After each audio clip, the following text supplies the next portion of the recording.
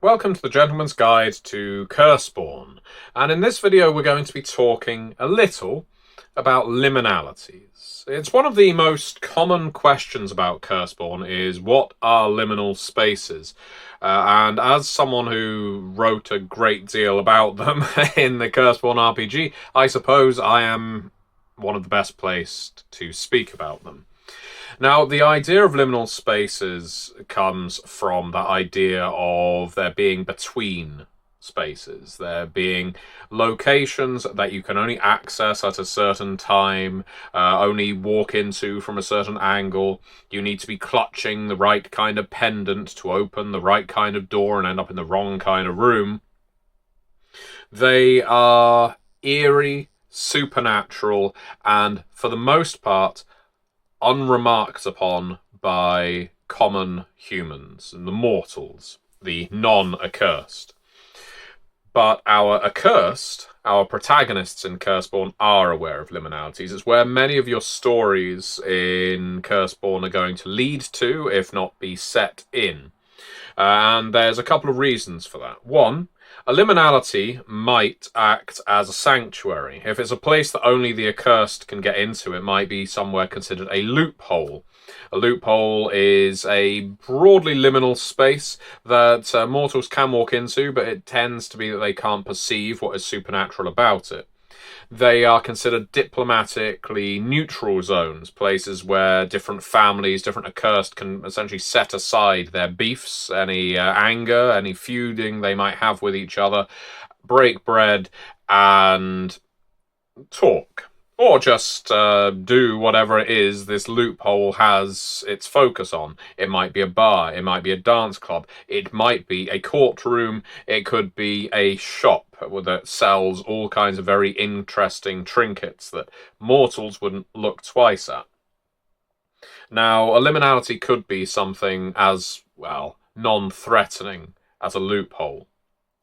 But other liminalities are more dangerous, not only to mortals, but also to the accursed. The basic liminality, if such a thing exists, is the alley that you pass down to use a shortcut to get to your destination faster, and you end up exiting somewhere you didn't expect to.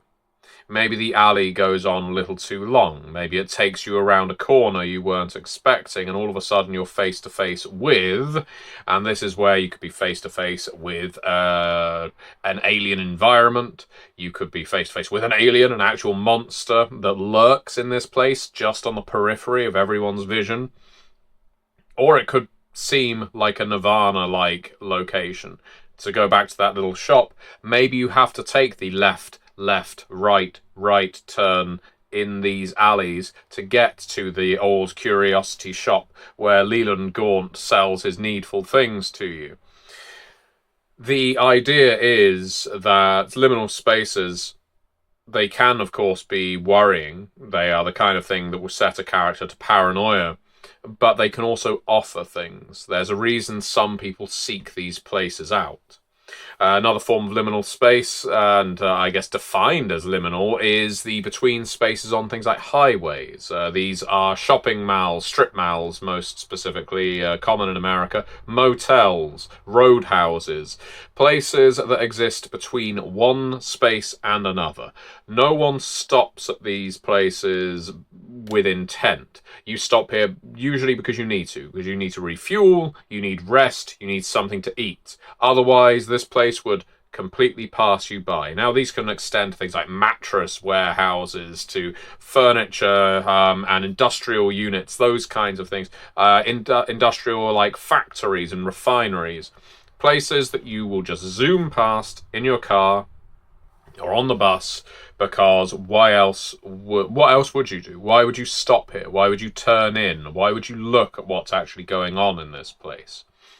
These kinds of liminal spaces are present and therefore apparent to most mortals.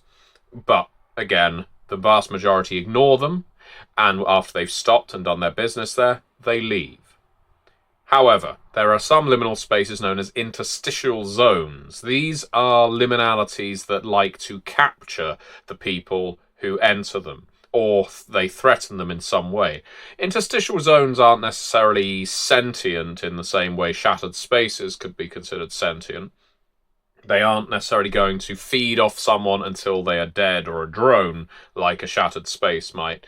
But what they do like is creating new worlds for the inhabitants. There's almost an unthinking desire to please, to cater to the people who have ended up there, or to present a world that the interstitial zone sees as natural. Now, an interstitial zone, just like any other liminality, may have formed naturally, but more commonly, it's going to have formed supernaturally, as a result, for instance, of a massacre, or a child going missing in this spot, or lots of rumours converging on this area. To go back to, let's say, the diner on the highway, which has nothing else around it for tens of miles in either direction, maybe hundreds of miles if we're in somewhere like Texas, you stop there, and maybe you instinctively feel like there's something amiss. Especially if you're accursed, you can feel that. But you need to stop because there's no more gas for miles around and your car will soon run out of fuel. So you stop here, intent on leaving as quickly as possible. But then you hear a scream from the diner while you're filling up your car, and conscience dictates that you check out what is amiss, and so you walk in. Now, the interstitial zone will essentially start hemming you in and changing your reality from that point. Interstitial zones can be infinite. They can stretch into the distance, to the horizon, and beyond. They alter the world that you are inhabiting. And quite often, you can only exit an interstitial zone by completing a certain ritual, defeating a certain obstacle, being found and dragged out by an external party, who might be able to see you there and see you doing whatever you're doing as perfectly normal. One example that I know has seen some play with some of our actual play groups for Curseborne was the idea of arriving at a sort of rest stop, so diner, refuel, motel, and everyone there has been trapped there for years. But they have come to see this as ideal. They have everything they need. They are not aging. They are eating all the junk food they want. They have restrooms that are automatically cleaning. This is somewhere for their family to go. These are people who were all maybe lonely. They were all lost. They were all without family or something to return to back home. They arrived here, this perfect rest stop, and they chose to never abandon it. And the fact that you have arrived and you do want to go means you are a threat to them. They want you to see what's so good about this place, and they will make you stay here. And it's through talk like that that liminalities, that interstitial zones can become shattered spaces where everything is hostile toward you. Shattered spaces are more, I guess you could call them intelligent than interstitial zones, because they will develop lures for people. An interstitial zone happens to be almost incidental, whereas a shattered space is something that is designed as a juicy trap to lure in the right kind of prey. Shattered spaces often have a theme, whether it is murder, whether it's sex, whether it's violence and drugs, or what have you. It could even be something like music. It could be hard work with no exceptions. And they want people in them to fulfill that task, and once they are done, drained, they throw them away and look for new victims, new workers, new dancers, new sexually active youths. The shattered space is, we've introduced several in the book, things like the champagne room, which appears in the ash can. A nightclub that's too good to be true, that once you start dancing you can't stop, and once you start bleeding, the shattered space starts feeding. We have other liminalities, of course, in the form of the Battlegrounds. Now, Battlegrounds are liminalities that you could, if you wanted to draw a diagram, you have the mundane world, you have an interstitial zone, and on the other side of that you have a battleground. It is possible for a battleground to move through an interstitial zone so that it bleeds into our world. Humans cannot accidentally enter a battleground. They have to be led there, dragged there, or otherwise find a path through. But accursed can make their way into battlegrounds. They can still perceive them. And what is dangerous about battlegrounds, why they are called battlegrounds, is because this is where many of the outcasts, especially the battleground angels, wage their war against creatures of the outside. Because creatures from the outside, which is on the exterior of the battleground, are bleeding through to our world through them. Battlegrounds tend to be utterly alien, very, very threatening, inhospitable to human life, to the point that most humans wouldn't be able to survive in a battleground for long at all, unless it's been specifically designed to trap them and keep them alive for some reason.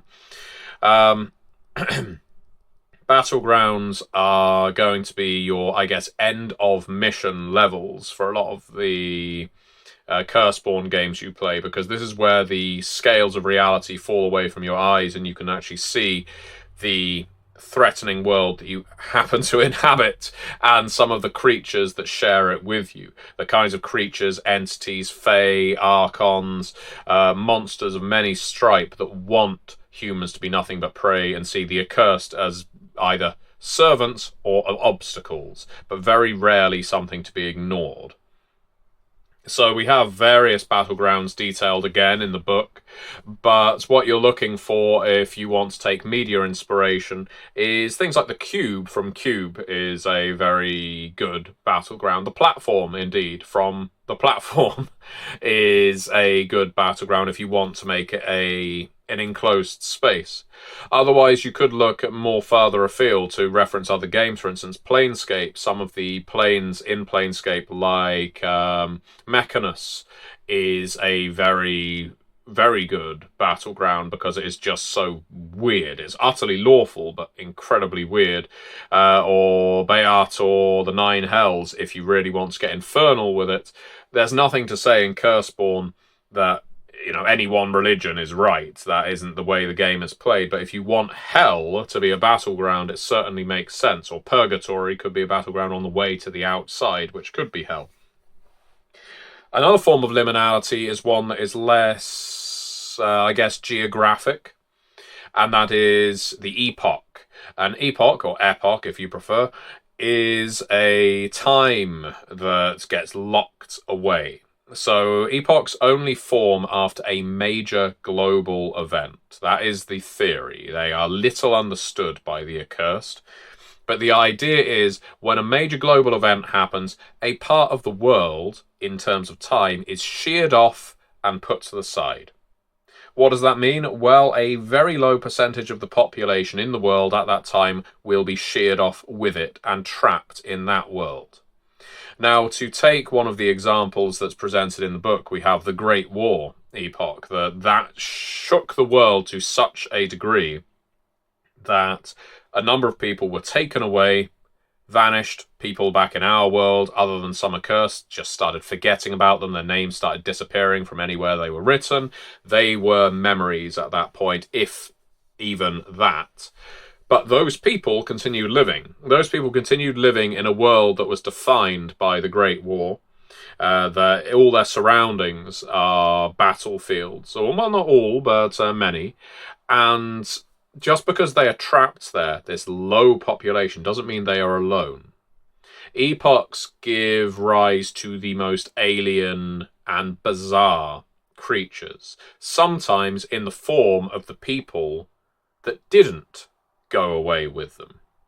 To use a media example, if you take The Leftovers, which is a TV series I heartily recommend if you can handle a bit of grief in your drama.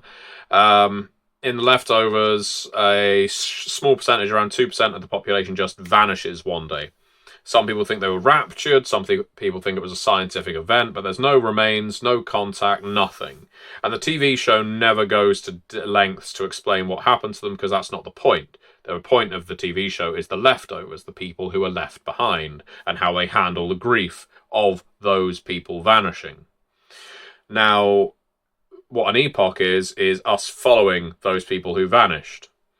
And as far as they're concerned, maybe at first, they didn't vanish. The world didn't change. The entire population came with them, therefore nothing is different. But steadily, that 98%, the ones, us, who were left behind, start changing. Maybe they start mutating. Maybe they start turning into devils. Maybe they just do vanish or turn into something else, highlighting that the 2%, let's say, that was taken are, well, the only people who are still human in this location. And this is where the game can get truly fey in nature. Things can get very weird, very oppressive, very horrific. And it's not to be lost on the fact that Curseborne is, at its heart, a horror game. It's very easy when you have such a breadth of spells and playable options to see a game like this as purely urban fantasy. And yes, it has an urban fantasy element to it, but I think even more than that, it is urban horror. And the things you don't know what's taking place around the corner. That store has been on that street for as long as you can remember, and yet you've never seen anyone go into it. I wonder what is through that door, and I wonder what the person inside is selling. You've always been warned not to take that path through the woods on a Sunday. Why is that? What is waiting for you on that path? What changes in the woods on a Sunday? You've always heard the rumours that the people who run that gas station on the highway are inbred or mutants or were used to live in a site that was used for nuclear testing. But it's this gas station you're pulling up to now because your car is running on empty. And it turns out that it's not the people in the gas station, but the gas station itself that is a liminal space. And maybe you're trapped here now, or maybe there's a mystery to solve here. Mystery is a massive part of Curseborne, the idea of tracking them down, and whether it's the person who's gone missing, the secret that has been ferreted away somewhere, the truth behind alternate realities that exist just overlaid on ours, something broader like the history of your accursed family. A lot of these things can be traced through to liminalities of varying kinds, and I would love to hear you or see you comment below with your ideas for a liminal space, whether you go for a liminality, an interstitial zone, a shattered space, a battleground, or an epoch.